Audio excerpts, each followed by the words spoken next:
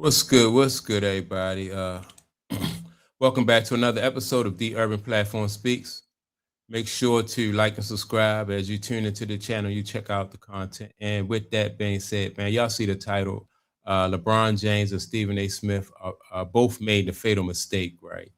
And I think in this day of social media and with all the opportunities that people have as far as being able to build their own brand and have control of their brand and their image. I just think that LeBron James and Stephen A. Smith are people who I see as cautionary tales, right? And the reason I say that is because there's certain things that you can't do as far as like integrity and brand building that I think that will help you in the long run. And Stephen A. Smith chose to, I remember when Stephen A. Smith said that, the first thing he do when he get up in the morning is think about how he can make his bosses some money, right? And people, so that right there just immediately let people know that he was going to do and say anything to stay in the good graces of his bosses, meaning even his integrity, right? And so that's the side that Stephen A. Smith chose, like his integrity over his community, right? And so in the long run, that Stephen A. Smith is going to find out, and people who are watching Stephen A. Smith, watching his career, they're going to find out. And the same thing, and LeBron James in a lot of the same ways, right? LeBron James at no point in time in his career has he found it necessary for him to endear himself to a community and to have like what people consider a home base, right? And so people was like, well, why is a home base? Why is that important? Like in the short run, it may not look like it's important because you got the NBA paying LeBron James all this money, you got Nike paying him all this money, Nike telling everybody that LeBron James is the best thing since sliced bread. And so here you have LeBron James playing in the NBA for 23 going on 24 years. And no fan base is really, none of the fan base is really enamored or really captivated by LeBron James. 24 years of free advertising, right?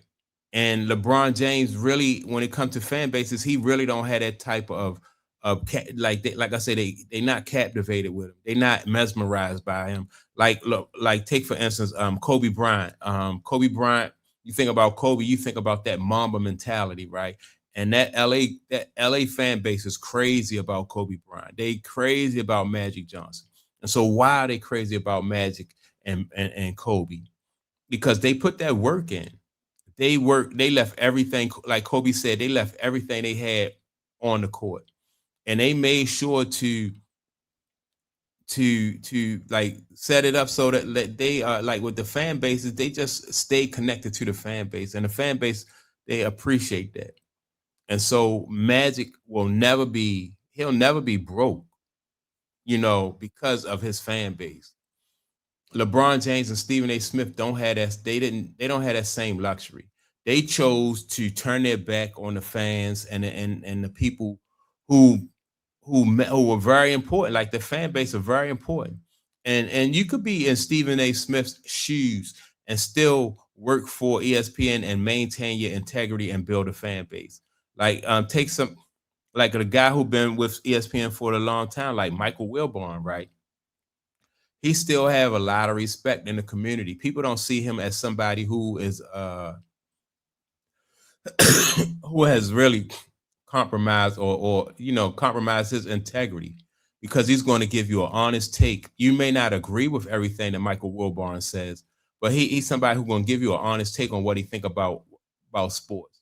So the fan base still respects him whether they agree with everything he says or not. So it's not like once you get with ESPN, you gotta sell your soul. From what I see, you can work for them and not and still have some integrity. But Stephen A. Smith has made it a point to go above and beyond, you know, letting people know that that's where you're not paying me, they paying me, so everybody else is free game, right? And so what happens when ESPN is through with Stephen A. Smith? He like they made him, and if they make you, they can break you. We've seen people like Shannon Sharp who had, some issues, and ESPN had to let him go. But the fact that Shannon Sharp has his own platform, he was able to bounce back. And like I said, would it being like in this day and age, and you not being able to bounce back like Shannon Sharp did, or like Ryan Clark has his own fan base outside of ESPN. So that's the in this day and age, that's like a type of stress that you really don't have to deal with, because you have a fan base outside of your own job, and you have your leverage, right? Shannon Sharp, I think he did lose a few, what was it called, a few sponsors and stuff like that. But after a while, sponsors continue to come back. They started to come back. Just imagine, like I said, Stephen A. Smith, everything he built has been through the network. And so the network has built him up. And then, like I said, a lot of the things that Stephen A. Smith said about people publicly just leaves a bad taste in people's mouth. And Stephen A. Smith and both LeBron James are people that are very like they're controversial. And so if you're somebody who's controversial, and you're somebody who is always caught up in some stuff like that, that's not a great public image in the long run. You like McDonald's is not controversial. Target is not controversial. Walmart is not controversial. Like they are, these big businesses, they do everything they can to protect their brand. And so you can't be, in the long run, you can't be somebody that's controversial and think that it's going to benefit your brand. People say that uh all any advertisement is good advertisement, or any publicity is good publicity. That's not true. And only people who don't know about advertising and publicity think that all